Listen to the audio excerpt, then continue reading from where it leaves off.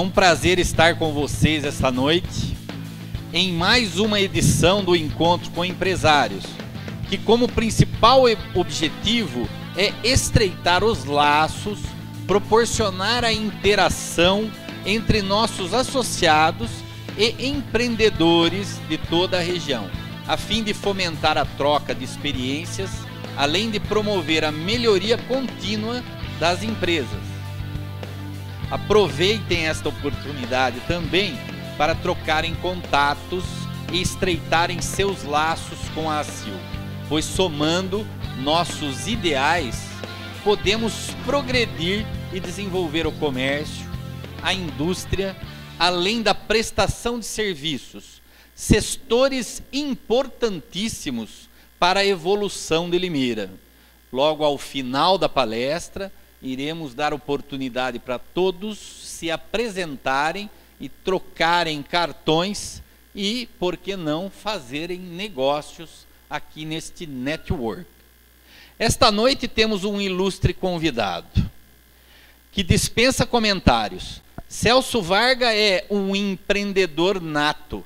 Junto com sua família, alcançou sucesso empresarial e a experiência que poucos administradores possuem.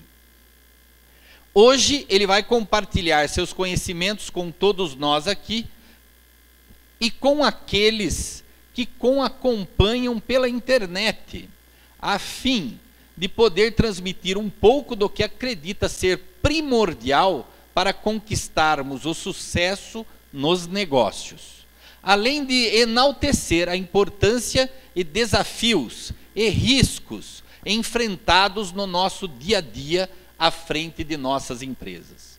Esta noite temos a satisfação de tê-lo aqui com a gente e à sua disposição de trocar as experiências com a gente. Convido então o ilustre empresário Celso Varga para nos prestigiar com sua palestra Empreendedorismo, que ora foi convidado pela nossa superintendente da Mulher Empreendedora, do Conselho da Mulher Empreendedora, e assim agradeço também ao CME, que este mês está completando os 10 anos de existência. Parabéns para o CME, para todas as mulheres do Conselho da Mulher Empreendedora. Por favor, Celso Varga.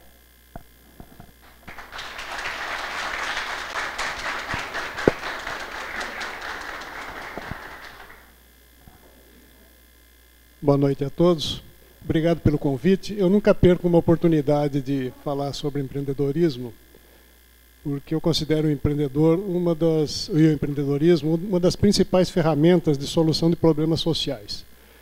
Então nós, os empreendedores, e todo empresário é um empreendedor, tem um papel fundamental na sociedade.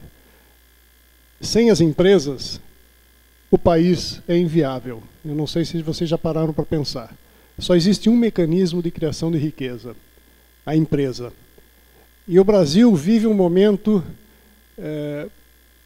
preocupante com relação a isso, pois o ambiente de negócios no nosso país não é dos melhores. E eu vou falar disso, por isso que eu coloquei na minha palestra o tema empreendedorismo e risco. Porque falar de empreendedorismo é falar da parte boa da coisa, né?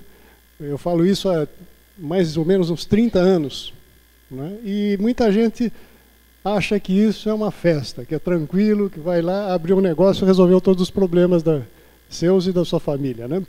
E a coisa não é bem assim. A gente precisa estar bem preparado para enfrentar as dificuldades que surgirão, que já estão aí. Na verdade, antes de começar um negócio, as dificuldades já estão presentes.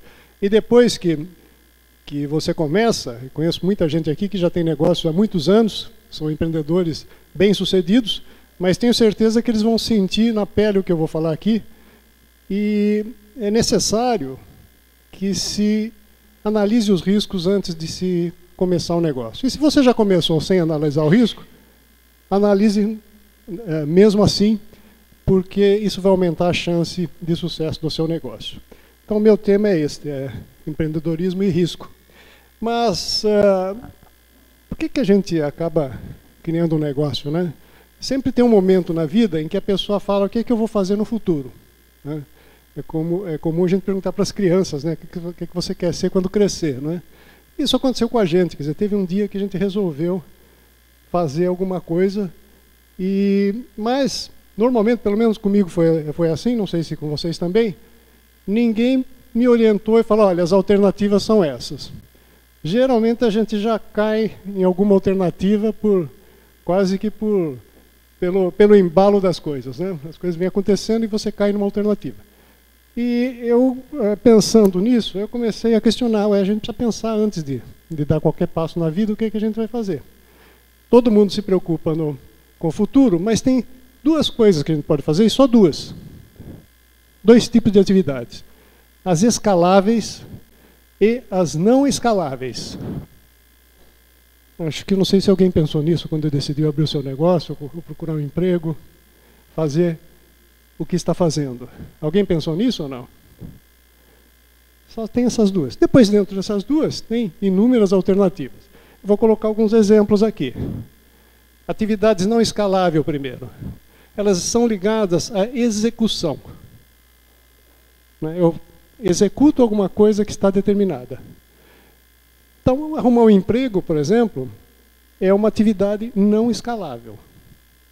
Porque o limite do ganho é o tempo que você tem durante o dia para trabalhar e durante a sua vida. Isso limita o seu resultado. Mas existem outras, né? O profissional liberal, ele não tem emprego, é um empreendedor, mas a atividade dele é limitada pelo tempo que ele tem disponível. Um advogado, um consultor, geralmente está limitado a esse tempo. Um gerente, que não deixa de ser um empregado numa empresa, também a mesma coisa. Ele é um empregado, o ganho dele vai se limitar àquilo. O funcionário público também.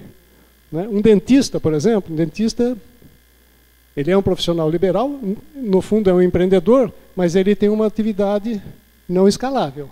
Ele só consegue atender tantos clientes por dia. Não consegue passar disso, a não ser que se ele quiser atender mais clientes, ele tem que trabalhar mais horas. Ele não consegue multiplicar aquilo sem colocar mais horas. O advogado, a mesma coisa. Ou seja, as atividades não escaláveis geralmente estão ligadas a pagamento por hora e limitadas pelas horas que você tem de trabalho. Já as atividades escaláveis, geralmente elas estão ligadas a conceitos e ideias, não necessariamente à execução. É claro que depois existe a execução, mas no começo ela nasce por conceitos e ideias. O empreendedor tipicamente é isso. O empreendedor ele desenvolve um conceito e esse conceito só vai ser viável se ele for escalável. Se ele não for escalável, ele vai se transformar num empreendedor limitado ao tempo disponível na sua agenda. Um compositor é escalável. Por quê? Ele escreve a música uma vez e vende essa mesma música infinitas vezes. Então ele gasta o tempo para escrever uma música, e tem gente que escreve música todo dia, né? Então ele gasta aquelas horas para escrever a música, mas essa música vai ser vendida várias vezes. Então isso é uma atividade escalável. O inventor, ele cria alguma coisa, vende uma patente, ou monta um negócio em função de uma patente, e essa patente vai ser reproduzida inúmeras vezes. O escritor é a mesma coisa, tem o tempo para escrever o livro, vende o mesmo livro, se tiver sucesso, muitas vezes. O inventor, desculpa, ali em cima era investidor, não, o inventor apareceu agora. O blogueiro é escalável, né? Ele gasta aquele tempo para escrever o blog, mas a quantidade de acessos a esse blog hoje é quase que infinita, né? Então, totalmente escalável. E hoje dá para viver disso, né? Conheço muitos blogueiros que ganham dinheiro com isso. E esses blogs, muitos deles, fazem sucesso a tal ponto de se transformar num grande negócio. Ou seja, a recompensa é escalável. Né? A gente não pensa nisso quando a gente decide o que a gente vai fazer na vida. Quando a mãe da gente pergunta o que você vai ser quando crescer, a gente não pensa nisso. E depois, quando chega na hora de fazer, a gente não pensa também. Geralmente a gente acaba fazendo aquilo que a gente mais gosta, nada de errado com isso, No Brasil, geralmente a gente acaba procurando um emprego, também nada de errado com isso, mas são as atividades escaláveis que geram o grosso da riqueza do país. Elas é que fazem o país crescer, o país ganhar competitividade, o país se transformar numa potência. Por que as pessoas criam negócios? Né? Eu acho que tem dois motivos básicos. O primeiro é o ganho. Né? Numa atividade não escalável, o ganho é limitado. Você vai arrumar um emprego, ou vai ter ou vai, vamos dizer, se formar em advocacia, montar seu escritório, vai começar a trabalhar, vai ser limitado pelo tempo, e com a idade, aquele seu tempo disponível vai se reduzindo, você vai produzindo menos, vai fazendo a sua poupança e tal. Um dia você se aposenta, e essa é a vida de alguém que tem uma atividade não escalável. É limitado o ganho. A atividade escalável, se você tiver sucesso, ela pode ter um crescimento exponencial. Se tiver sucesso, olha a condicionante, se tiver sucesso. Não é porque você tem uma atividade escalável que o sucesso esteja garantido, não é isso. Né? Mas se tiver sucesso, existe a chance de que esse seu ganho seja exponencial. Então essa é uma das razões. Né? O ganho. Ganho mais dinheiro se eu tendo o meu próprio negócio do que trabalhando de empregado numa empresa. Nada de errado de ser empregado, isso não tem desmérito nenhum, mas você vai estar limitado no ganho, e o normal é isso. Outro motivo é a autonomia. As pessoas acham que vão ter o seu negócio e que vão ter uma enorme autonomia de fazer o que quiser. Não é bem verdade isso, né? Mas, de certa forma, a pessoa fica com aquela ilusão: eu não tenho chefe, eu faço o produto que eu quiser, o serviço que eu quiser, tenho liberdade de criar. Então, é uma autonomia. Isso é autonomia, claro que é, mas, obviamente, ela está limitada à existência de mercado, ao cliente querer comprar o seu produto. Né? Então, é uma autonomia que você tem que desenvolver para que ela exista. Ela não vai existir automaticamente. Eu vejo isso como os dois grandes motivos para alguém criar o seu próprio negócio. Existem outros, mas acho que esses são os dois mais relevantes. O empreendedor, ele cria seu próprio negócio buscando autonomia e lucro. Né? Ele quer ganhar mais. Aqui é uma palavra que, quando a gente põe a palavra lucro no Brasil, a gente leva um susto. Né? Eu não sei porquê, mas existe um preconceito enorme contra a palavra lucro. E o lucro é fundamental para o desenvolvimento de uma nação. A gente não reconhece isso no Brasil. É o lucro que faz com que as coisas se viabilizem, que os investimentos sejam feitos. Empresa que não tem lucro, ela não é sustentável. Ela vai desaparecer, né? Ou vai ficar naquele marasmo a vida toda, e isso não vai trazer resultado, ou pelo menos não vai trazer tanto resultado para todo mundo. Bom, se eu estou criando um negócio, na verdade estou fazendo um investimento. A criação do negócio é um investimento. Ah, mas o investimento foi muito pequeno e tal, assim, só comprei um computador e criei um blog. É investimento. Tá? Nem que seja apenas o seu tempo, isso é investimento. E o investimento tem 3 características básicas, as quais a gente sempre tem que pensar antes de fazê-lo. Né? Aqui é outra coisa que ninguém fala para a gente quando a gente vai fazer um negócio. Né? E que tem três aspectos importantes aqui. O retorno, quer dizer, qual a taxa de lucro que aquela coisa vai me proporcionar. Esse aqui todo mundo sabe, né? Mas está cheio de empresa e de empresário que não olha para isso. Qual a taxa de retorno do seu investimento? Isso aqui é que determina, é uma das determinantes se aquele negócio é bom ou não. Ah, mas eu tenho um negócio só para passar o tempo, porque isso aí pode ser uma desculpa por uma frustração que ele teve, mas não é verdade. O negócio foi feito para ter taxa de retorno. Outro ponto fundamental é a liquidez. Não é? O que é liquidez? Liquidez é o tempo que você leva para converter aquele ativo em dinheiro. Quanto tempo eu levo? Então, se eu tenho lá uma caderneta de poupança, eu converto aquilo em dinheiro rapidamente. Mas se eu tiver meu próprio negócio, nem sempre eu consigo converter aquilo em dinheiro rapidamente. Essa variável é pouco considerada pelas pessoas. As pessoas acham que um negócio é eterno. Um negócio bom, ele tem valor no mercado, ele se converte em dinheiro, quanto mais rápido, melhor a liquidez. E o terceiro aspecto é o risco. Que eu vou falar muito de risco aqui, mas o risco também, na minha opinião, é pouco considerado quando a gente cria um negócio. A gente acha que tudo vai dar certo, que não pode dar nada errado, mas o risco está presente em toda e qualquer atividade. Não existe atividade sem risco. Vou colocar alguns exemplos aqui. Fundo de garantia por tempo de serviço. Todo mundo tem isso, né? Vamos olhar sobre esses três aspectos. O retorno, bom, acho que é um dos piores do investimentos no aspecto do retorno, né? Dá o retorno que eu não sei se é positivo o retorno. Eu estou para receber agora a minha aposentadoria, eu não fiz as contas, mas eu tenho a impressão que vai ser negativo. Nem vou fazer as contas porque acho que vai ser negativo. A liquidez leva 30 anos, no mínimo 30 anos, para você converter esse investimento em dinheiro. Leva 30 anos. Né? No mínimo, né?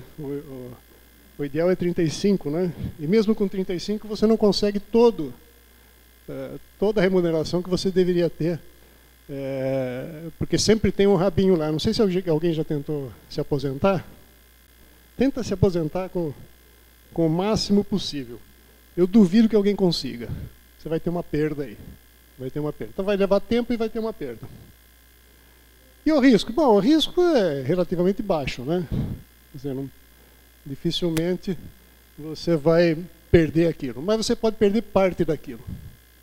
Né? Principalmente num sistema previdenciário como o nosso, que tem um peso grande no nosso PIB, esses riscos estão aumentando. O risco de você realmente recuperar aquele investimento feito no fundo de garantia está cada vez mais difícil de recuperar aquilo. Um outro exemplo aqui, caderneta de poupança. Né? Aqui é bem melhor. Né? Caderneta de poupança tem liquidez quase que imediata. Então ele é bem melhor aqui na questão de liquidez. O retorno não é dos piores. Né? É um retorno positivo, um retorno pequeno, mas como a liquidez é muito boa, né? Essas coisas têm que ter um certo equilíbrio. Quer dizer, a liquidez tem que estar equilibrado. O retorno tem que estar equilibrado com liquidez e risco. E risco também é baixo. Né? Eu diria que está bem distribuído. Né? Caderneta de poupança é um risco, retorno e liquidez está relativamente bem distribuído. CDB são títulos de bancos. Né? Dá um retorno um pouco melhor. Né? CDB tem liquidez imediata, então tem bom retorno, boa liquidez. O risco é um pouco maior porque, dependendo do banco, do CDB, cada banco vai ter seu risco. Né? Tem bancos que tem risco praticamente zero, mas tem bancos que têm um risco um pouco maior e o CDB paga um pouco mais. Né? Mas é uma coisa bem distribuída também. Né? Tesouro direto, né? Outro tipo de investimento. Você pode comprar títulos do tesouro, risco baixo. O tesouro direto tem vários tipos, né? Com liquidez diferente. A liquidez não é diária, não é imediata, mas é bastante bem distribuído também. Fundo de renda fixa, às vezes um pouco melhor do que o tesouro direto. Fundo de renda variável. Fundo de renda variável já entra papéis de risco. Já entra ações, já entram muitas vezes opções, derivativos, que agregam um risco maior, mas também tende a agregar uma lucratividade maior. com uma liquidez, diria, não muito boa, porque geralmente esses fundos você não pode entrar e sair todo dia. Então a liquidez não é ruim, mas também não é aquela maravilha. Carteira na Bolsa de Valores. Então aqui é renda variável direto, né? Eu posso montar uma carteira, cada vez está mais fácil montar a sua própria carteira. Você vai numa corretora e monta a sua carteira. Liquidez excelente. Uma ação você vende em segundos, uma ligação telefônica você vende uma ação. Né? O retorno espera-se que seja melhor, mas o risco é maior. Então há momentos que o retorno é bom, há momentos que o retorno não é tão bom. Então tem que tomar cuidado para se fazer isso. Mas qual a lógica do mercado de capitais? A principal lógica do mercado de capitais é a liquidez. É dar liquidez para ativos. É para isso que ele existe. Negócio próprio. Negócio próprio. A liquidez é ruim. Né? Vender um negócio, não sei se alguém aqui já tentou vender um negócio, converter aquilo em dinheiro. Não é fácil. Então a liquidez não é boa. O risco é alto. Tá? Mas a pessoa às vezes acha que o seu próprio negócio tem menos risco do que comprar ação em bolsa. Não é verdade. Mas a ação em bolsa, o preço varia todo dia. O seu também varia, só que você não está vendo. E dependendo do ramo de atividade que você escolheu, o seu risco é enorme. Mas você está ali quentinho, sentadinho na sua salinha, não percebe isso. Então, ter o seu próprio negócio é uma atividade de alto risco. Isso aqui está mais ou menos ordenado pelo risco. Negócio próprio na bolsa. Então, se o meu negócio foi muito bem sucedido, os grandes negócios geralmente vão para a Bolsa de Valores, vão para o mercado de capitais. Porque é ali que se consegue a liquidez. Vender uma empresa pode levar anos. Abrir o capital pode levar anos também, mas depois que abriu, a liquidez é imediata. Você consegue comprar e vender a sua ação imediatamente. O risco é mais baixo do que o negócio próprio isolado.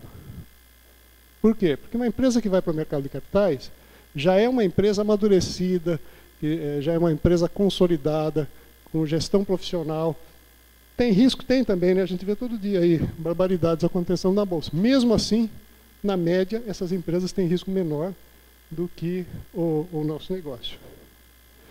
Bom, então aqui para a gente ter uma sensibilidade de que essas três variáveis, como é que elas funcionam e que isso tem que ter um certo equilíbrio.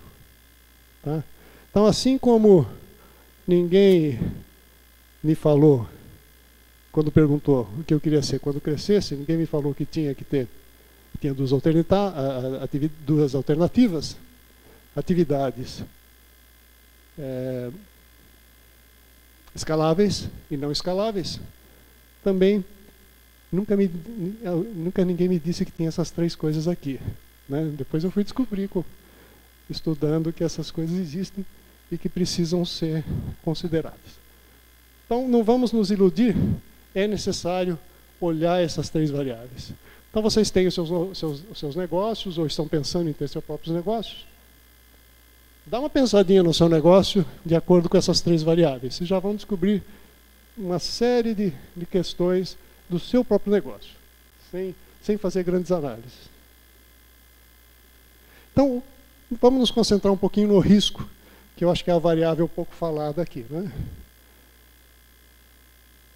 Vamos falar do risco pela mortalidade das empresas.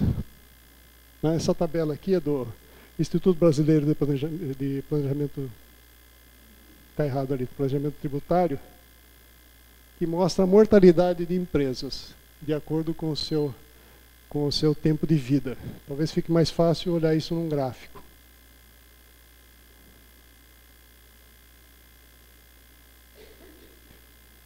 Então, é isso que acontece com as empresas abertas ao longo do tempo.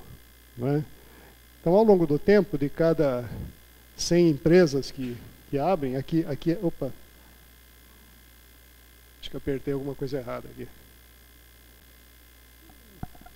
Como é que eu faço para recarregar? deu escape aqui. Então, o que acontece? A verdade é que as empresas, a tendência das empresas, a tendência é de desaparecer, não é de perpetuar-se. A gente não para pensar nisso. As empresas que dão certo, aquelas que nós estamos vendo no nosso ambiente, são as que deram certo. A quantidade de empresa que deu errada para cada empresa que deu certo é enorme. Vocês viram ali de 30 a 40 anos, sobra quase zero. Olha ali, 30 a 40 anos, 99,93% das empresas abertas já fecharam. Tá? Então, só isso aqui já é suficiente para a gente perceber que existe um risco inerente aos negócios. Então, aqui na faixa de 6 a 7 anos, mais ou menos 50% das empresas fracassam. Tá? Isso aqui não é informação minha, não. Isso aqui para mim já é suficiente para a gente ver que tem risco e o risco não desaparece. Vocês conhecem empresas de 100 anos? Tem algumas. Não sei, o Brasil deve ter umas 10 empresas de 100 anos. Eu conheço, acho que umas 2 ou 3. São poucas. Tá? Então, é raridade isso. Né? Então, a tendência das empresas, por vários motivos, aqui nós vamos falar de alguns dos motivos pelos quais as empresas fracassam, mas isso aqui é suficiente para falar, olha, eu quero ser empreendedor, mas deixa eu tomar cuidado com esse negócio, porque não é aquela festa toda, não. Mesmo assim, eu sou entusiasta do empreendedorismo, mas a gente precisa ter consciência disso. Para quê? Tomar as providências para ser uma vencedora lá na frente.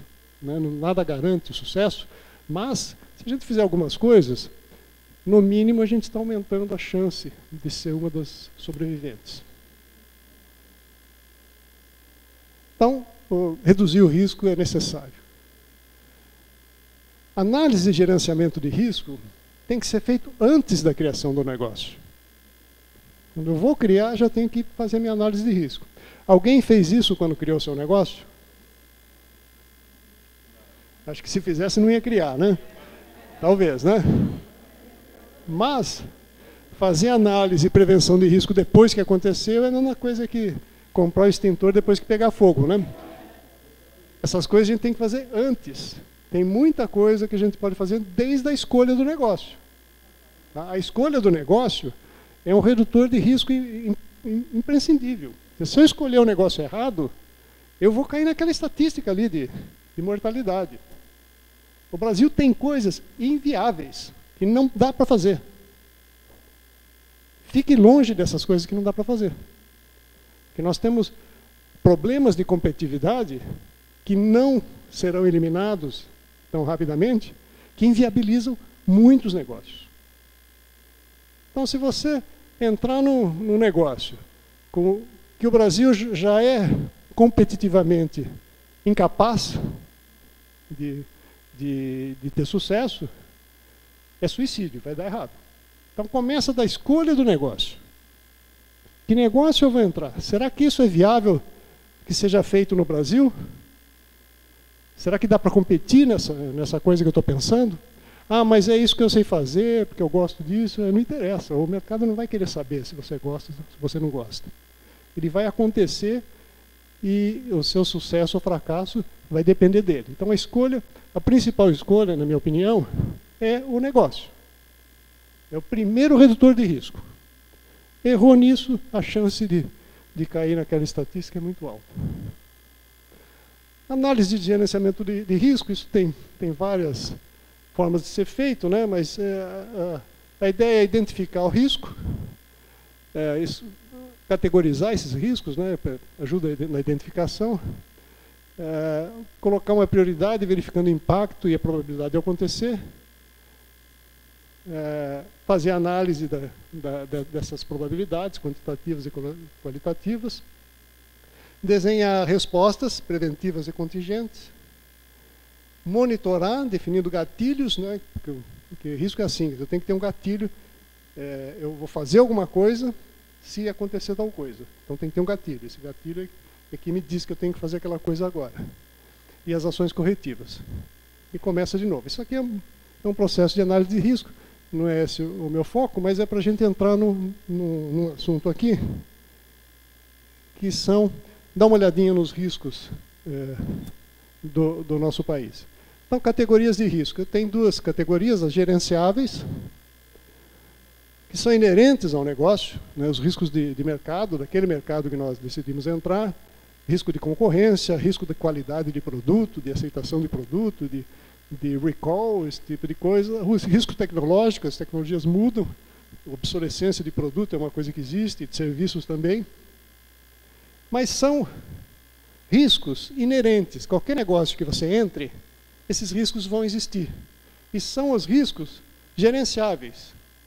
Ou seja, nós temos que entender desses riscos para poder entrar no negócio. Se não entender nem disso, não faz sentido entrar naquele negócio. Etc. Quer dizer, o negócio pode ter muitos riscos gerenciáveis. São aqueles riscos que nós é que aumentamos ou diminuímos a probabilidade dele acontecer. Do outro lado, tem os riscos que são função do ambiente, mas é um ambiente de negócios. São riscos evitáveis, né, gerenciáveis parcialmente. Né, você pode fazer algum gerenciamento disso, mas você não pode eliminar, porque não depende de você. Depende do ambiente de negócios. Né? Então, aqui são riscos daquilo que eu entendo, daquilo que eu sei fazer, e do outro lado são riscos que eu tenho que entender, mas que eu não tenho como eliminar. Porque eles vão acontecer e está fora do nosso alcance eliminá-los. Né? Então vamos listar alguns aqui. Riscos trabalhistas. Na legislação trabalhista você não tem nenhuma ação sobre isso, ela simplesmente vai acontecer. Já aconteceu, né? Ela já está aí no ambiente. Você não tem como eliminar isso, nem pode. Né? Dá para influenciar? Dá para você se juntar numa associação, fazer reivindicações no Congresso para mudar a lei, dá para fazer isso. Mas são resultados marginais. Quer dizer, até tem que ser feito, né? É uma das atribuições das associações, de classe, esse tipo de coisa, é participar desse tipo de debate para melhorar o ambiente de negócios. Riscos econômicos. Né?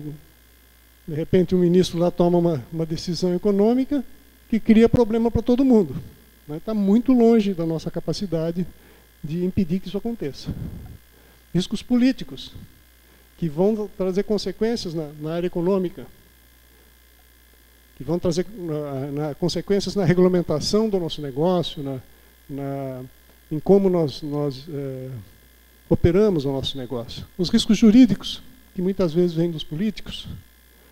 Riscos fiscais, né, que são decisões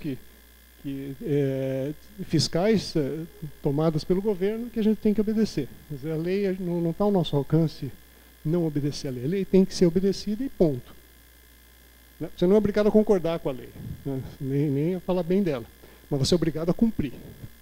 Né? Se você quiser mudar uma lei, tem que ir lá no Congresso, tem que ir lá na Câmara dos Vereadores, conversar com todo mundo, explicar por quê, para que se votem leis mais favoráveis. Muitas leis são votadas, todas as leis têm um motivo nobre, né? Qualquer lei tem um motivo nobre. Mas às vezes os resultados são piores do que aqueles motivos nobres pelas quais elas são criadas. Bom, e assim por diante. Então, para começar a análise de risco, tem aqueles que a gente consegue fazer alguma coisa, porque está nas nossas mãos fazer alguma coisa a respeito deles, e tem aqueles que não está ao nosso alcance fazer alguma coisa, ou pelo menos, se está, a muito longo prazo, fazendo um trabalho em outras organizações que não a nossa. E muitas vezes, a gente acaba gastando mais recursos nos riscos de ambiente do que nos riscos do nosso negócio. Você vai aqui na associação é muito comum isso. A gente vem a conversa aqui, às vezes, é muita conversa sobre legislação trabalhista, sobre legislação, sobre economia, sobre política, porque é até um ambiente para se discutir essas coisas. Mas se a gente parar para pensar, o tempo que a gente gasta para isso é enorme. Às vezes maior do que o tempo que a gente gasta no que interessa, que é o nosso negócio. Não sei se isso acontece com vocês. Mas pega a agenda de vocês e vê quanto tempo vocês gastam para melhorar o seu negócio e quanto tempo vocês gastam para mitigar esses riscos do ambiente. É enorme, principalmente no Brasil. Bom, isso, como no Brasil isso é muito grande, né, existe um trabalho, esse aqui é um trabalho do Fórum Econômico Mundial, que faz uma classificação de atratividade de países. Uma das coisas que eles fazem um monte de coisa. Uma delas é esse ranking da atratividade de países. Essa atratividade é uma síntese de tudo aquilo que nós estamos fazendo no país. Diz se o país é atrativo na opinião internacional ou não é atrativo, eles fazem um ranking desse negócio. O que está acontecendo com o Brasil? O Brasil está se afastando dos países mais atrativos. Ele passou de 2012 para 2013, está invertido ali, viu? Acho que é o contrário. Ele passou para 56º lugar no último ranking. Quer dizer, nós estamos longe dos países mais atrativos. Isso sob o ponto de vista internacional. Bom, alguém pode olhar e falar, pô, ainda bem, né? O pessoal não quer vir para cá, ótimo, né? Mas se não é atrativo para os outros, também não é atrativo para a gente. Quer dizer, não é porque nós estamos aqui que muda a atratividade. É mais uma comodidade. Nós estamos cômodos aqui no nosso negócio, mas a verdade é que o nosso ambiente de negócio é totalmente desfavorável. Aqui o porquê, porque quais os pontos que levam a essa análise, essa lista de pontos que leva àquele ranking. O principal aqui, eficiência no mercado de trabalho, que foi de 69º para 92º, piorando 23 pontos nesse período. É o pior deles. Ele é grande, mas é o que mais piorou. O segundo, que é maior ainda, mas piorou um pouco menos, é eficiência de mercado. O Brasil não tem mercados eficientes. Ele está em 123º. O ambiente macroeconômico, isso aí a gente é só abrir o jornal que a gente vê que está acontecendo coisas desfavoráveis continuamente. Nós somos ruins em quase tudo. A única coisa que nós somos bons é no tamanho do mercado. Nós somos o 9º. Por quê? Porque é um país grande, uma população enorme, portanto, um mercado potencial muito grande. É por isso que está todo mundo olhando para o Brasil. Qualquer melhoradinha que daqui, vem dinheiro para cá. Porque esse ponto é importante, é um grande mercado. Mas a discrepância é muito grande. Você veja a pontuação de todos os outros pontos, todos os outros aspectos, um distanciamento desse número 9 enorme. Aqui, olha, instituições, tudo muito longe do que nós gostamos. Se fosse tudo 9º aqui, nós seríamos provavelmente uma das principais economias do mundo. Nós somos uma das principais economias do mundo, mas pelo tamanho. Assim como a China está passando os Estados Unidos, que é a maior economia do mundo, está em vias de se transformar na maior economia do mundo. Mas o fator principal é que ela tem 1,5 bilhão de habitantes. Vai ser uma grande economia, queiram ou não queiram. Não tem como. Então, isso é o fator principal. Mas se você olhar os aspectos sociais, ainda tem muita coisa sofrível na China. E mesmo assim, ela está na frente do Brasil. Mesmo assim. O Brasil está andando para trás em termos de atratividade de negócios. Então, pegando esse item aqui da eficiência do mercado de trabalho, eu acho que tem um ciclo aqui que nos leva a piorar continuamente. Você tem um aumento contínuo dos custos do trabalho.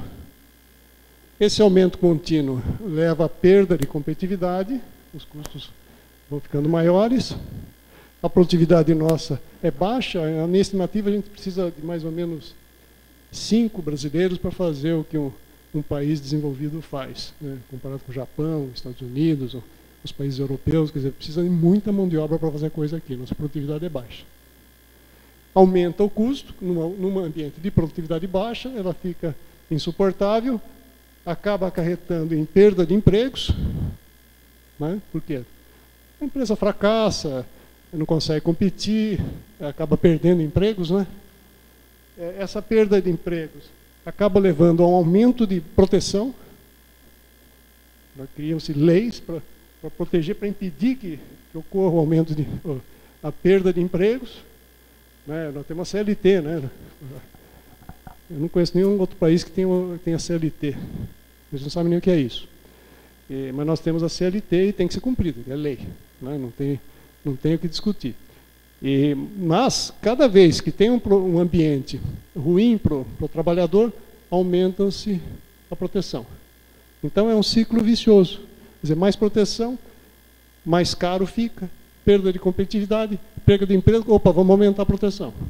Então, é um ciclo que nós não estamos rompendo, e não acredito que se rompa esse ciclo, não, nem sei se é possível, nem sei se deve ser rompido, não acredito nisso também.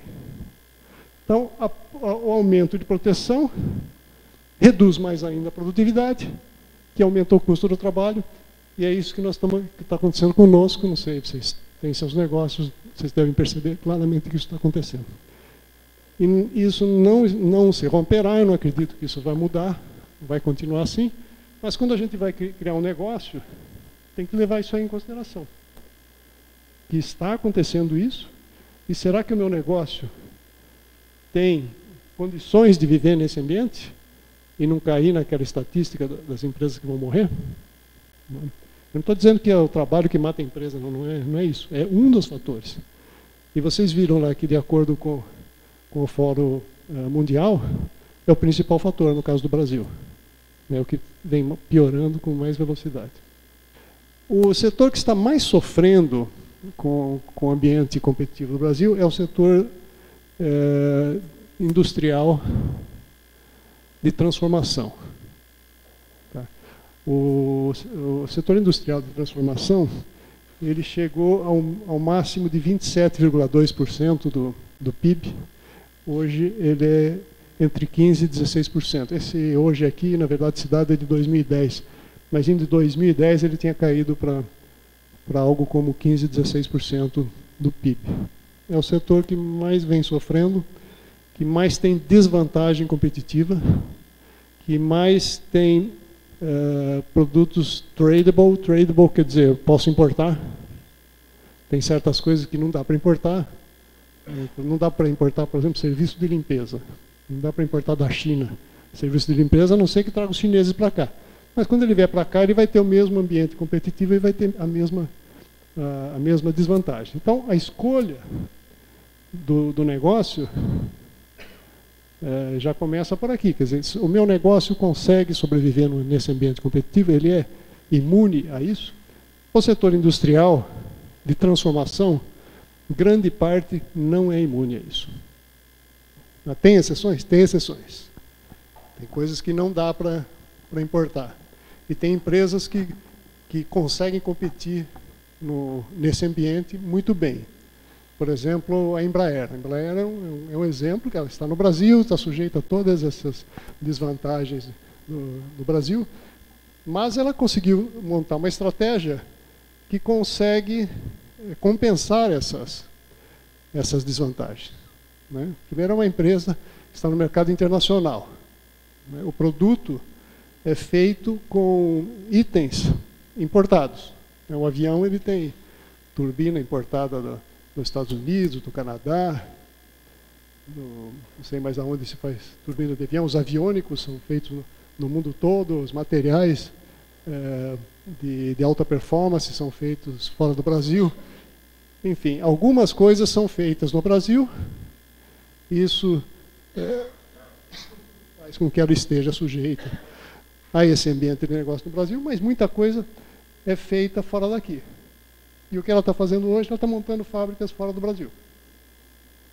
Então ela já está montando, vai montar aonde? Onde não tiver essas desvantagens. Então, um exemplo de uma empresa brasileira, bem-sucedida, uma das mais bem-sucedidas, mas ela conseguiu montar uma estratégia que faz com que ela não sofra, ou pelo menos sofra menos, essas desvantagens competitivas no Brasil. Agora tem coisa que não tem como alguém vir competir aqui, né?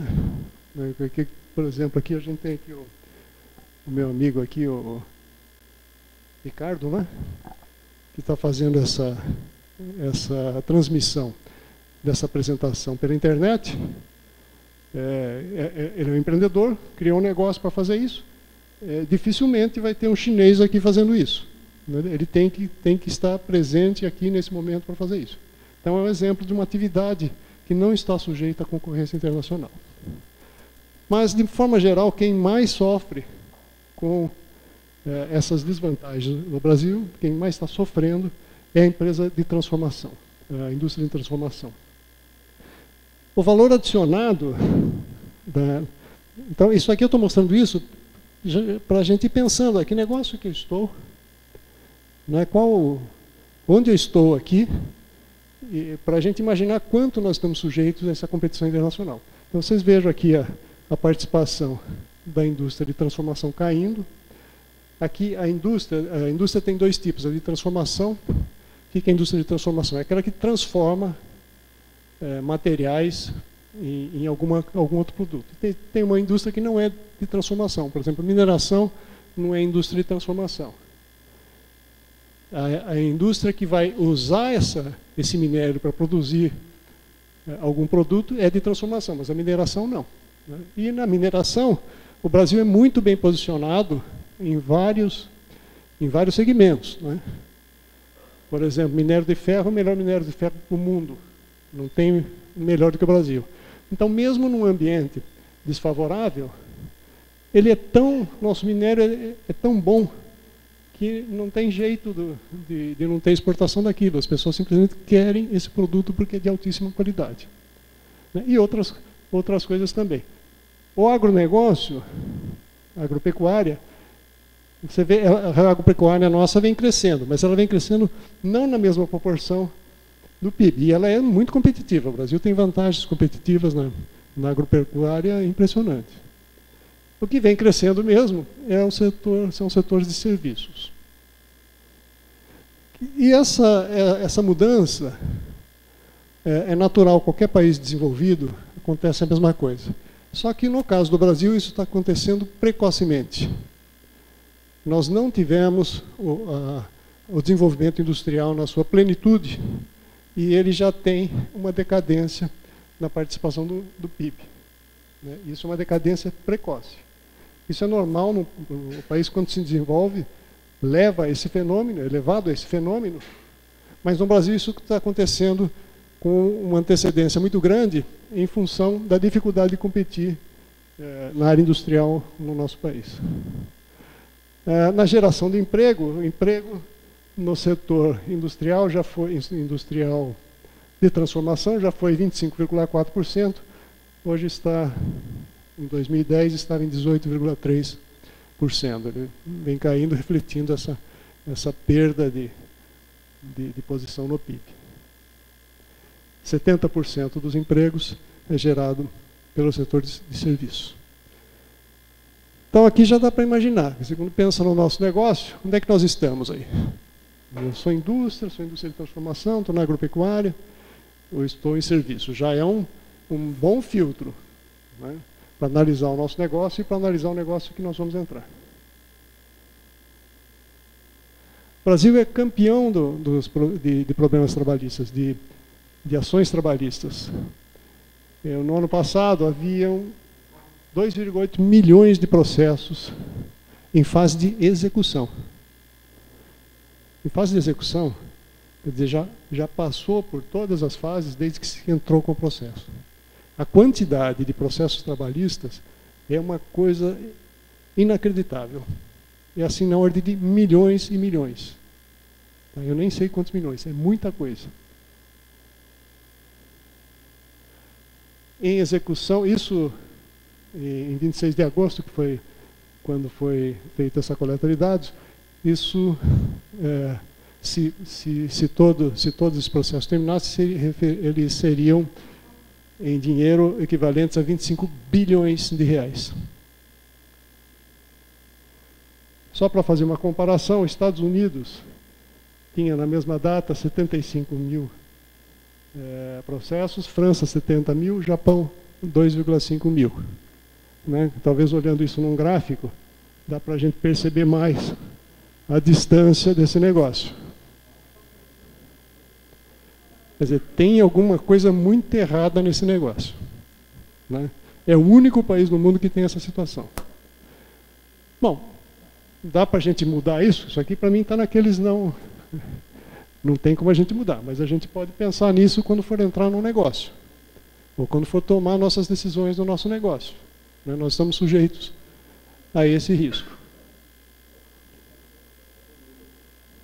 Gozado do Japão aqui, né?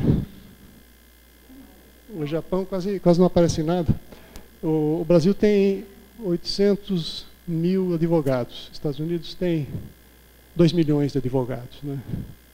Então não é por causa disso, porque os Estados Unidos tem muito mais advogado do que o Brasil.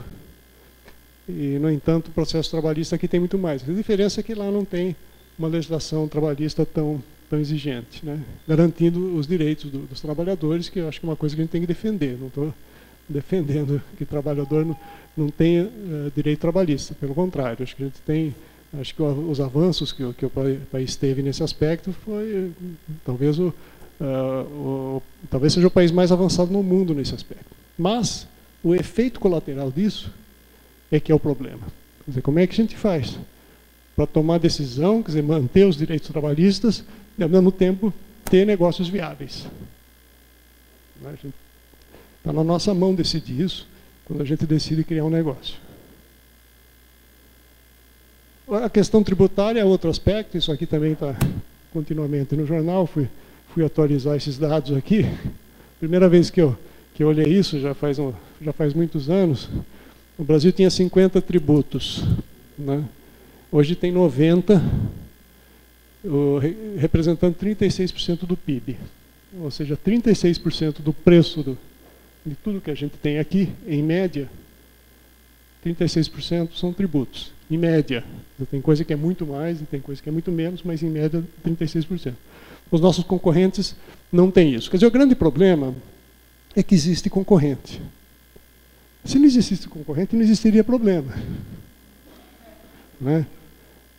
Está tudo resolvido. Não tem concorrente, coloca tudo isso no preço, está resolvido. O problema é que tem concorrente. Tem concorrente no mundo todo. E todas essas nossas dificuldades acabam gerando oportunidades para os nossos concorrentes. O mundo cada vez mais globalizado, importar e exportar é cada vez mais fácil. Tem que ser assim, quanto mais o país se insere no mercado internacional, melhor. Mas certas atividades são inviáveis. Não adianta nem começar. Agora, é claro que existem países, falam, mas o Brasil não é competitivo em nada. Não, o Brasil é competitivo em muita coisa. É questão de a gente escolher essas coisas competitivas. A Suíça, por exemplo, é competitiva em quase nada. É muito pior que o Brasil lá. Mão de obra é muito mais caro. Tem dificuldades de acesso de materiais. A Suíça é muito pior, se a gente olhasse sobre esse aspecto. Mas a estratégia dos suíços é escolher aquelas atividades que o custo da Suíça consegue pagar e ele consegue ser competitivo. Né? Então, o que o suíço faz bem? Relógios, né? Chocolate, seguros, enfim, tem uma série de coisas que eles fazem bem. O resto eles não fazem.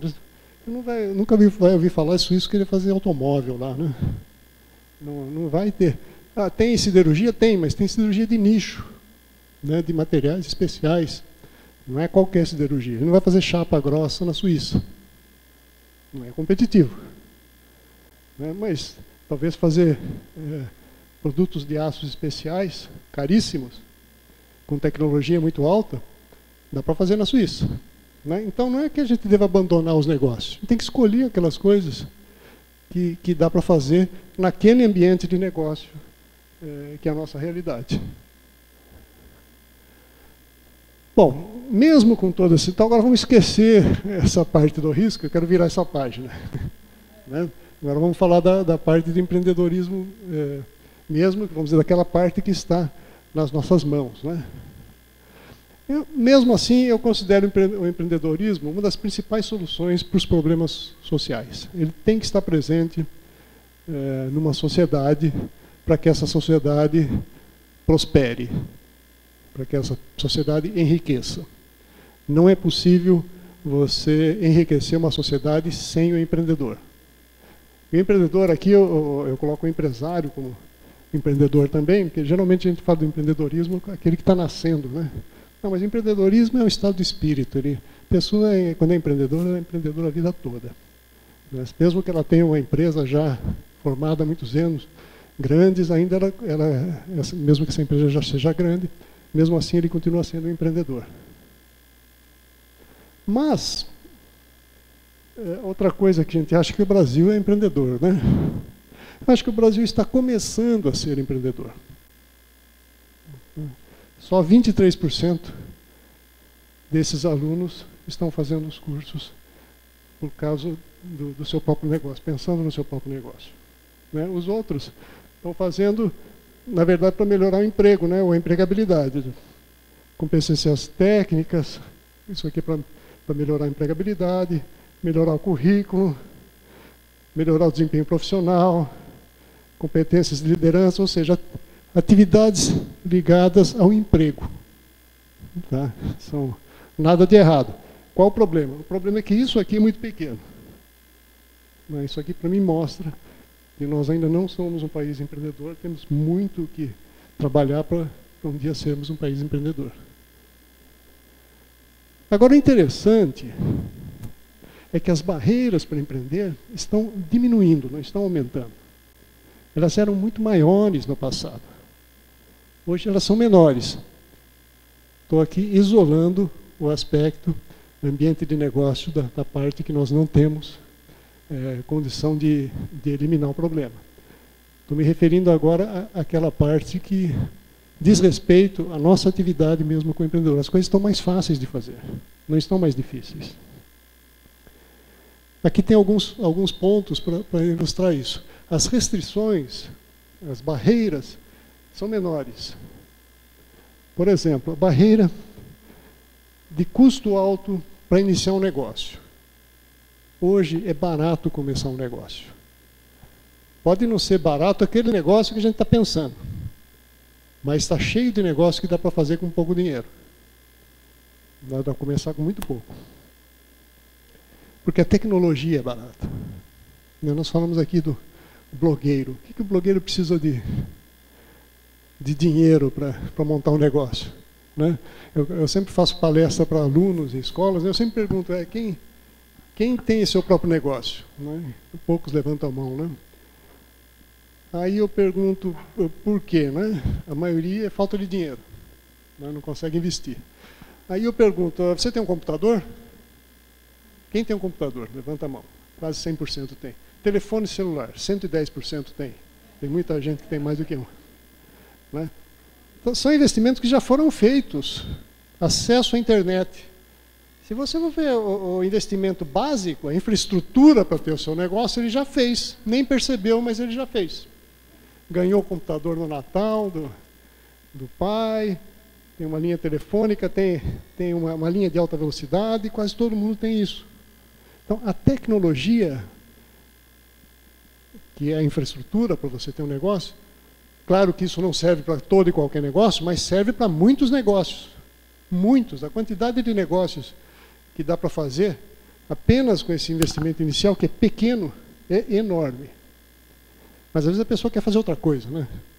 Quer montar lá uma fábrica com não sei quanto, com investimento com financiamento do BNDES e tal, e fica reclamando a vida inteira que esse negócio não sai. Muda de negócio, a gente não tem que estar naquele negócio que a gente está. Não é a única coisa que a gente tem para fazer na vida. Mas, e se o negócio que a gente está não prospera, é melhor mudar de negócio do que ficar esperando ele morrer. Mas hoje a tecnologia caiu vertiginosamente de preço. O prazo para colocar o primeiro produto no mercado.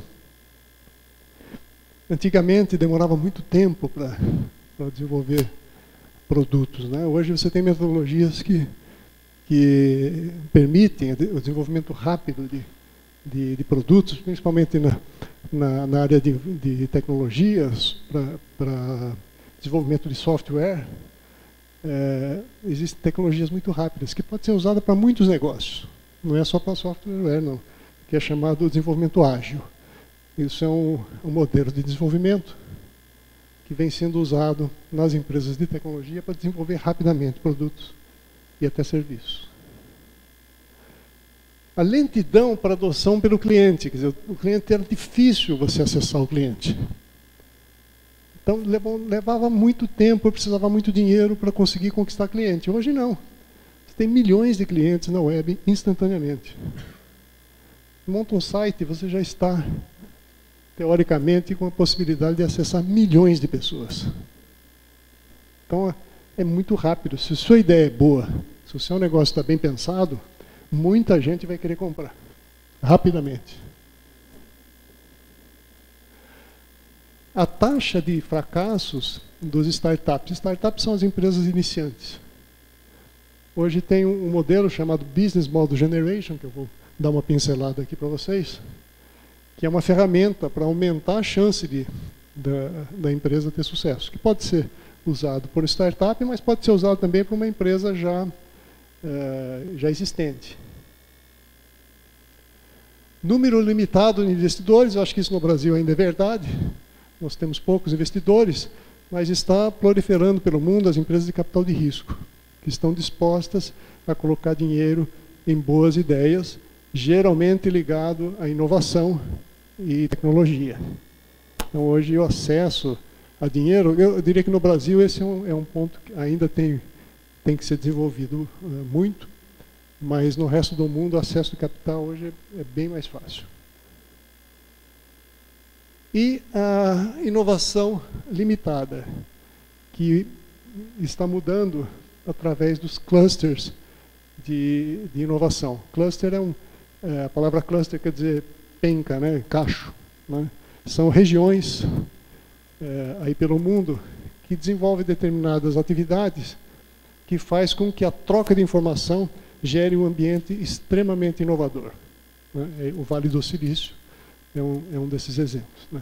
A 25 de março é outro exemplo, é um cluster, né? E aí, o interessante do cluster é que se a pessoa não estiver no cluster, o negócio às vezes não é viável. Ela tem que estar no cluster, embora seja muito difícil competir dentro do cluster. Então, com tudo isso, criar negócios hoje no mundo está muito mais fácil. No Brasil, tem essa contrapartida de um ambiente desfavorável, né, que são esses pontos que a gente levanta no Brasil. Isso não é nem discutido nos outros países, porque não existe, né? Problema tributário. Nos Estados Unidos, a empresa simplesmente não paga imposto. Não tem imposto entre as empresas, não existe isso. Só paga imposto de renda, se ganhar dinheiro. Os outros não têm, ela não perde nem tempo, não tem gente para ficar arrecadando aquele negócio, para ficar processando esse negócio, porque o imposto tem o custo do imposto e tem o custo de processamento desse imposto, que custa também, né? O tempo do empresário de ficar pensando nisso não existe. Então, no resto do mundo, isso aqui é mais verdadeiro do que no Brasil. E no Brasil a gente tem que levar em conta esse outro aspecto.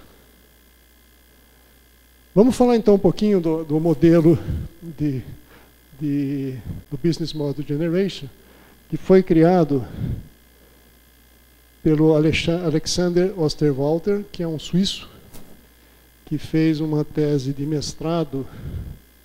de doutorado na Suíça, há mais ou menos 10 anos, sobre uma metodologia para a criação de negócios. Porque ele identificou que os modelos existentes, né, não servem para a criação de novos negócios. Então ele foi estudar esse negócio e acabou criando essa metodologia. Um pouco mais adiante, esse Steven Blank, que é um americano, é um professor nas escolas da Califórnia, Stanford, Berkeley e outras.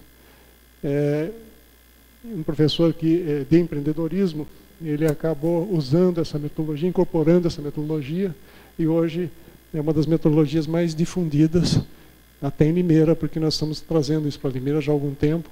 A CIESP já trouxe algumas vezes esse curso de Business Model Generation, que eu recomendo para quem puder fazer isso, que faça, que é uma ferramenta, na minha opinião, hoje indispensável. O que pode acontecer? Pode acontecer, eu vejo que tem 4 tipos de empresas. O startup, que é a empresa que nasce no momento zero, aqui é o nascimento da empresa. Então esse é um tipo de empresa. Ela vai, antes de nascer, na verdade, ela já é uma empresa em estudo, ela não existe ainda, mas ela já está nascendo. A partir daqui, podem acontecer 3 coisas.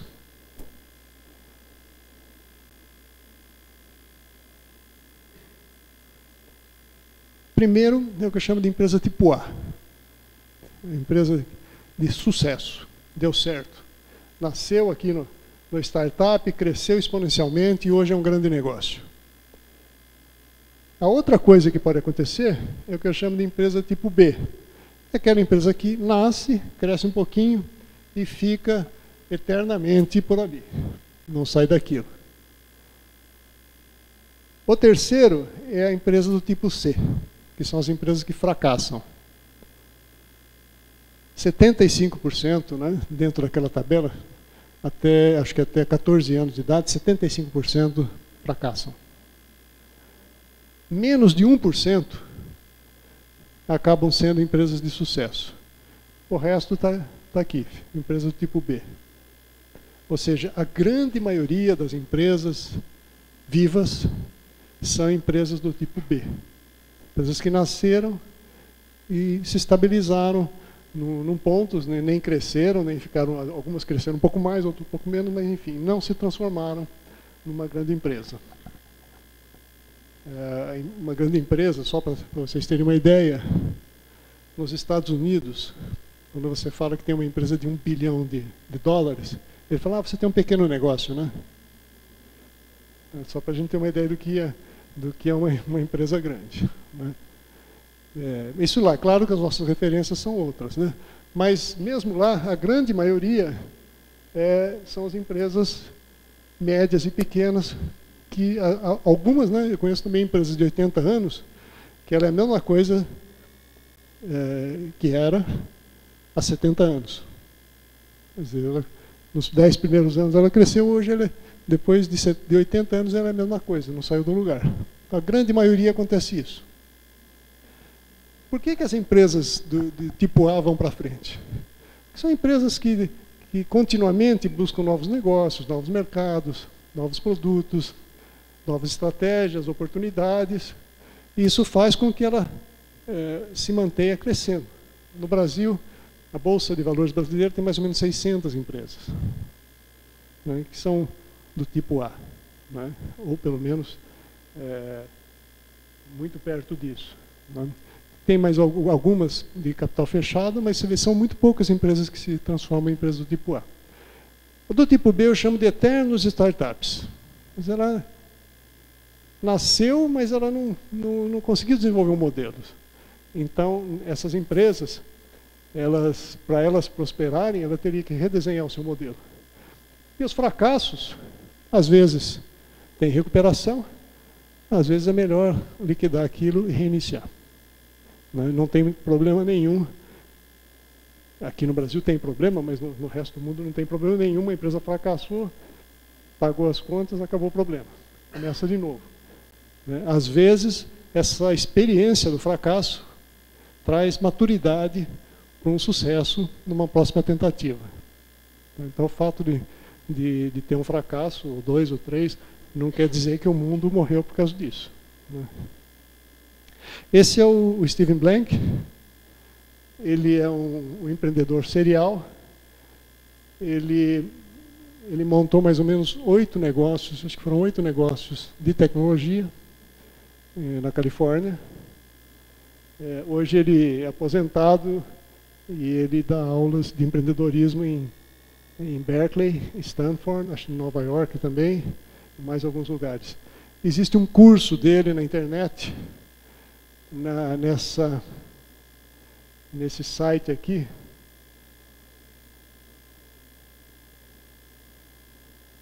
Eu não sei como é que se diz, mas Audacity, acho que que é um site dedicado à educação. Tem vários hoje na internet que fazem isso, mas esse tem o curso do Business Model Generation inteirinho, dado pelo Steve Blank, de graça. Tá? Então, hoje só não estuda quem não quer, né? É um curso que leva mais ou menos umas de 6 a 10 horas para fazer. Se pegar um sábado e domingo aí, dá para fazer. E ele diz o seguinte: mais startups falham por falta de cliente do que por falha no desenvolvimento do produto. Então, a grande questão do negócio é conquistar clientes. Às vezes o produto a gente já sabe como é que já desenvolveu, está pronto. Né? Mas como é que conquista cliente? Essa é a grande questão. E um dos erros que ele menciona é que, ao invés da gente usar uma metodologia adequada para aquela realidade do negócio, para um pequeno negócio, a gente tenta copiar o grande negócio. Então, a empresa começa no startup, num pequeno negócio, e espera-se que um dia ela se converta num grande negócio. Então, ela caminha, espera-se que ela caminhe para um grande negócio. Mas, o que acontece é que no meio desse caminho há uma transição. Então, qual é o raciocínio? Se ela vai ser um grande negócio, deixa eu me antecipar e começar a utilizar as metodologias dos grandes negócios. Correto? Errado. Porque a metodologia do grande negócio não serve para uma empresa nascente, não serve para uma empresa pequena. Ela serve a partir de um determinado ponto, mas a gente precisa entender, e é isso que ele faz, o Steve faz exatamente isso, ele pesquisa metodologia para empresas nascentes. E uma das coisas que ele diz é o seguinte: o tipo de gente que trabalha no negócio pequeno é diferente do tipo de gente que trabalha no negócio grande. E na medida que a empresa vai crescendo, esse tipo de gente vai diminuindo. E vai aumentando um outro tipo de pessoas na organização. Então, você contratar gente de grandes negócios para trabalhar num negócio pequeno, é bem provável que não dê certo. E o contrário também não. Contratar gente de um pequeno negócio para um grande negócio pode não dar certo também. O próprio Steve, nos negócios que ele criou, essa metodologia do pequeno negócio é uma coisa nova. Agora que a gente está aprendendo como é que faz isso. Ainda tem que ter muita pesquisa. E uma das principais, uma das primeiras, foi aquela do Alexander, que trouxe uma metodologia totalmente dedicada ao pequeno negócio. Não quer dizer que ela não possa ser aplicada no negócio que já existe, que tenha anos de existência. Bom, então qual é a diferença? Desse momento de transição para frente é um mundo. Desse momento para trás é outro mundo. Esse mundo aqui é pouco explorado. Por quê? Nas escolas de negócio, não só no Brasil, no mundo todo, ensina-se as metodologias para os grandes negócios. Os clientes, os alunos, são pessoas que trabalham nas grandes empresas. Então, eles têm pouca metodologia para essas empresas nascentes. Coisa que nas escolas da Califórnia está acontecendo. Eles estão intensificando a pesquisa nesse tipo de empresa. Começar pelo tipo de pessoas. Né? Quem vai trabalhar num grande negócio, o que ele está procurando? Ele está procurando um emprego. É isso que ele quer. Então, esse já é um perfil. No startup, ele está procurando um negócio. Olha, gente que está procurando um negócio, está procurando uma empresa, é completamente diferente. Né? Ele vai com uma experiência, com uma carga para o grande negócio. O empreendedor não, ele não está preocupado em arrumar um emprego, ele está preocupado em ter sucesso no negócio. A pessoa que trabalha numa empresa grande, ela trabalha para fazer a manutenção de um modelo de negócio existente. No pequeno negócio, a pessoa trabalha para fazer descobertas. O modelo não existe. No grande negócio, usa-se uma ferramenta de plano de negócios. E antigamente, nos cursos de empreendedorismo, se ensinava a fazer planos de negócio para pequenos negócios. Não funciona. Se alguém estiver fazendo isso, esquece, joga fora isso que não serve para nada. No negócio nascente ou no negócio pequeno, a ferramenta é o modelo de negócio. Por quê? Porque o modelo de negócio ainda não existe. A empresa só cresce, se transforma num negócio grande, depois que o modelo existe e fez sucesso. Aí sim, ele pode ser mantido. Mas você vai manter uma coisa que não existe? Não tem como. Ele primeiro tem que ser criado. No grande negócio, as estruturas são rígidas, burocráticas. Cada um no seu compartimento, cumprindo uma tarefa, uma atividade que já foi pré-determinada. No negócio pequeno, as estruturas são temporárias. Por quê? O negócio está numa fase de descoberta. Ele vai errar. Quanto mais rápido ele errar e mudar a estrutura, melhor. É um erro muito grande no negócio pequeno você montar uma estrutura rígida. Né? Aliás, quando a gente fala qual é o modelo de negócio, a pessoa pega um papel e fala, não, eu tenho um presidente, embaixo tem um diretor de marketing, um diretor financeiro. Isso não é modelo de negócio. O modelo de negócio é outra coisa. Depois você vai precisar desse organograma, mas no primeiro instante o organograma não serve para nada. No grande negócio, as pessoas estão dedicadas à execução de tarefas que já foram determinadas e que deram certo. Por isso que você mantém a execução daquela coisa que deu certo. No grande negócio, você ainda não sabe o que vai dar certo. No negócio pequeno, você não sabe ainda o que vai dar certo. Então, em vez de execução, a atividade principal é a inovação. Experimenta, dá errado, troca. Experimenta, dá errado, troca, até encontrar o modelo que funcione. Tá? Isso serve para o startup, mas, na minha opinião, serve para qualquer empresa de pequeno porte e serve para grandes empresas também. Por quê? A grande empresa também cria novos negócios. E se ela copia a mesma metodologia do grande negócio, ela também fracassa. Tanto é que é comum empresas grandes entrarem em negócios pequenos e dar errado. Porque ela traz uma metodologia que não serve para aquilo. Então, isso foi uma das principais descobertas feitas pelo pessoal que está estudando a metodologia de gestão de pequenos negócios. O que é um modelo de negócio? O modelo de negócio descreve a lógica de criação, entrega e captura de valor por parte de uma organização. Então, é a descoberta de uma lógica. Tá? E depois que essa lógica está estabelecida, aí você perpetua essa lógica. Mas ela não se estabelece de uma forma imediata. Leva tempo. A ferramenta para isso é chamada Business Model Generation. Foi criada pelo Alexander e ele até tem uma metáfora para isso.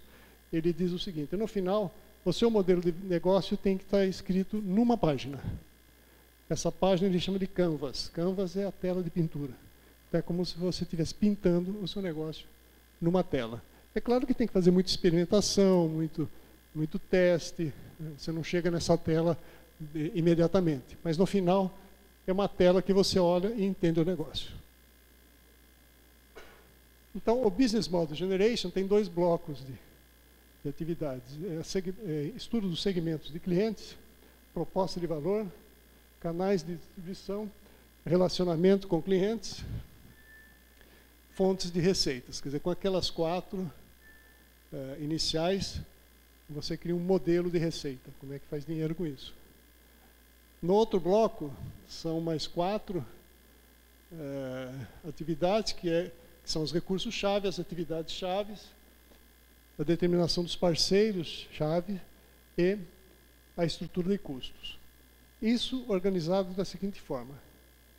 Primeiro, proposta de valor. A proposta de valor é a oferta que nós estamos fazendo. O que é uma proposta de valor? O problema, é alguma coisa que vai resolver o problema de alguém. Os negócios existem para resolver problemas. Resolver problemas de segmentos de clientes. Entre a proposta de valor e o segmento de cliente, tem que ter um modelo de relacionamento com os clientes. Como é que vai ser a relação com o cliente? E como é que vai ser o meu sistema de distribuição? Com essas 4 variáveis determinadas, já é possível se experimentar ou se testar modelos de receita. Como é que a gente faz dinheiro com isso?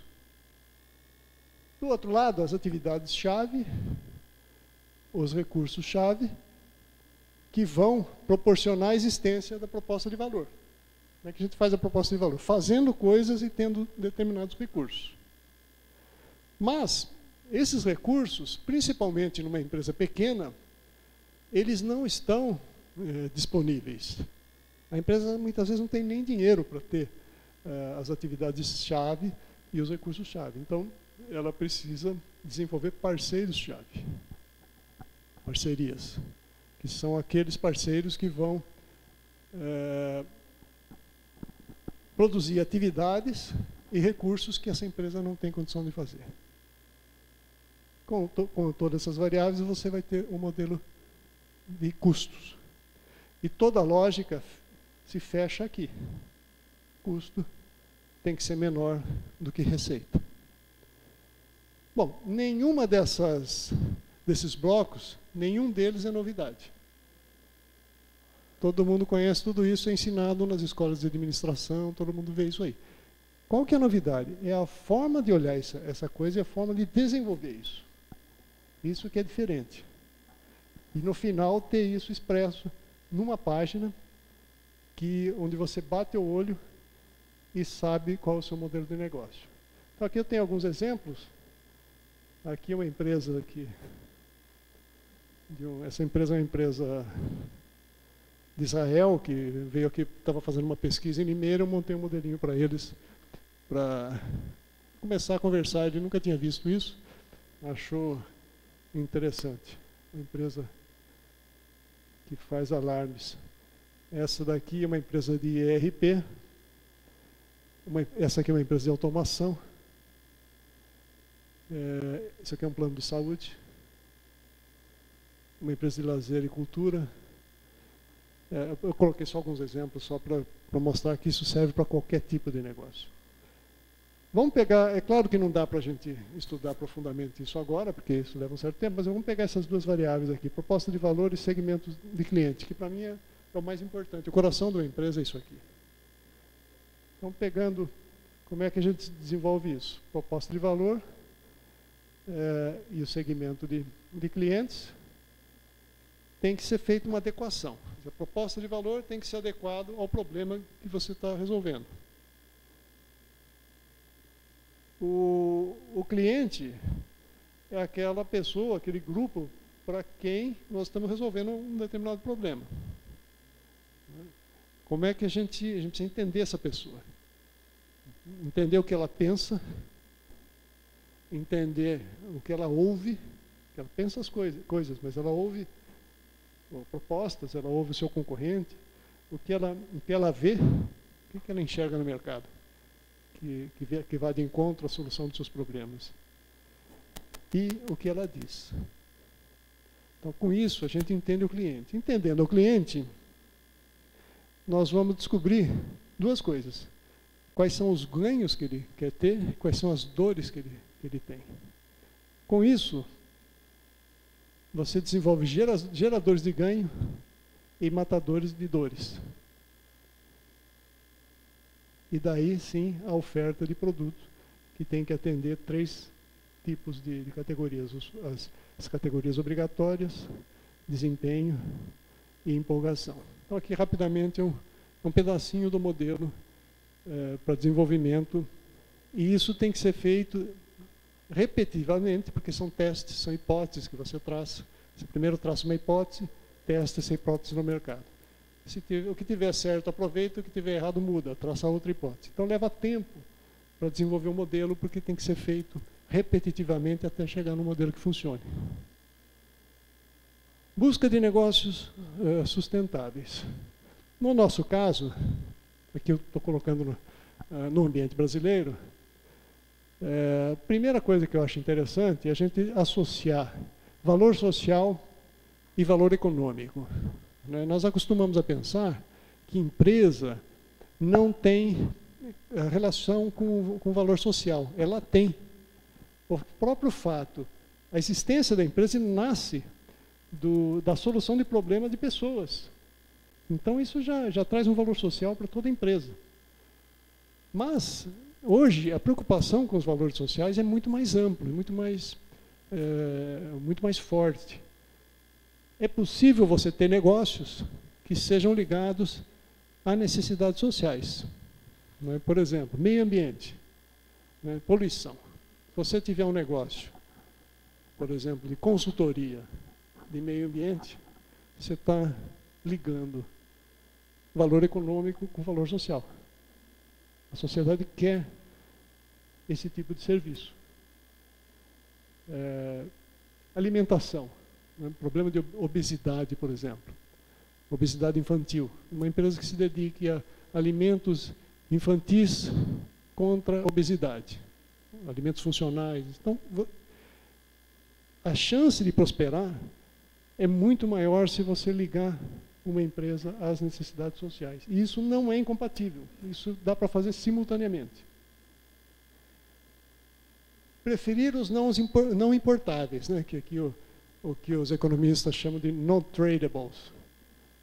Fica mais chique, non-tradables, mas isso aqui não são produtos que não dá para importar. Tá? Tem que evitar isso no Brasil. Você não consegue competir com esse ambiente de negócio que nós temos. Então, produtos e serviços que não tenha como trazer de fora. Produtos que o Brasil tenha alguma vantagem competitiva.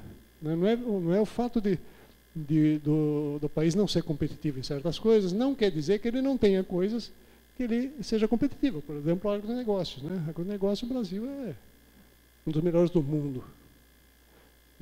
Mas existem outras coisas que podem ser feitas aqui com vantagem competitiva.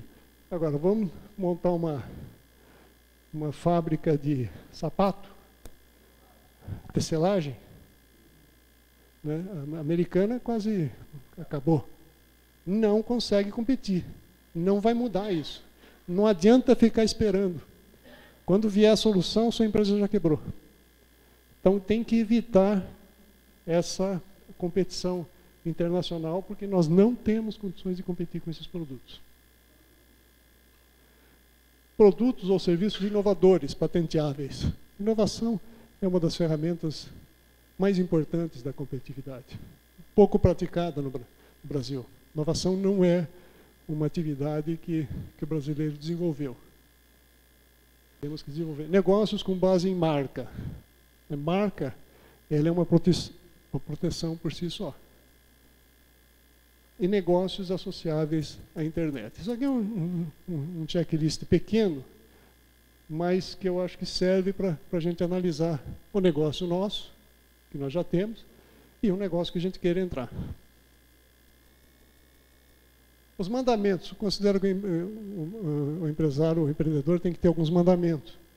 E aqui eu desenhei 6 mandamentos. Primeiro é o sonho. Quando você cria um sonho e vivencia aquele sonho como se ele fosse verdadeiro, isso te ajuda a criar aquele negócio. Se coloque naquela posição, isso te traz motivação para buscar aquele sonho. Capacidade. Considere-se capaz. Todo mundo é capaz de criar coisas. A primeira coisa é você tem que se considerar capaz. Se você não se considera capaz, ninguém vai ser capaz por você. A sua capacidade de produzir negócios existe. A determinação, você decida, crie disposição, vontade, coragem, disciplina. Porque precisa muita vontade, tem muita barreira a ser vencida. Então precisa ter muita vontade de fazer. Crie um modelo, né? Por exemplo, o Business Model Generation, que é o modelo de como o seu negócio vai funcionar. Comprometimento. Comprometa-se com a conquista do objetivo, construa uma equipe e lidere. Sem uma equipe não é possível produzir. Hoje até que é possível, né? Eu conheço muita gente que tem um negócio no quarto dele, na internet, sozinho. Né? Dá até para fazer um negócio sozinho hoje. Né? Mas o normal é que você precise de uma equipe. E o número 6 é persistência. Repita, corrija, repita, corrija, repita, corrija. A construção disso é feita por inúmeros fracassos. Em cada fracasso você aprende a como não fazer. Né? E sobe um degrau na direção do aprendizado de como fazer. Muito obrigado, então, pela audiência. Espero que tenha entregue adequadamente o produto. Muito obrigado. Você vai levar, Muito obrigado, Celso, pela sua disposição. Parabéns. Muita coisa que nós observamos.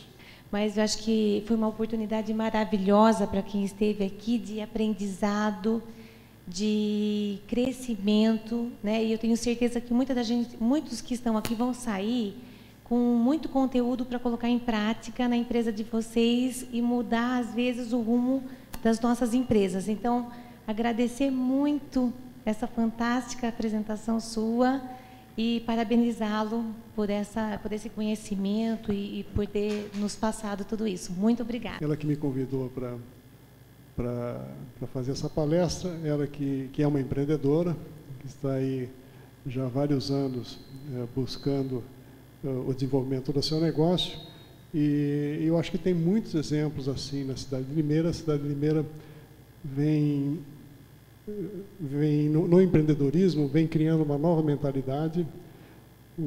Nós temos um trabalho aqui no IDELE, que é apoiado pela CIL, de desenvolvimento do espírito empreendedor nas escolas de primeiro grau. E nós achamos que o empreendedorismo ele vem do berço, né? Nos Estados Unidos eles têm esse trabalho. Eles têm uma organização que faz isso há mais de 90 anos. Então não foi uma coisa espontânea. Alguém pegou o conceito e ensinou a população a ser empreendedora. E nós não tivemos isso. Nós ensinamos a nossa população a procurar emprego. Nada errado, é uma das coisas que a gente pode fazer na vida. Mas o país só vai ser viável se nós tivermos um sucesso nos negócios. E o empreendedor é fundamental para isso. Muito obrigado.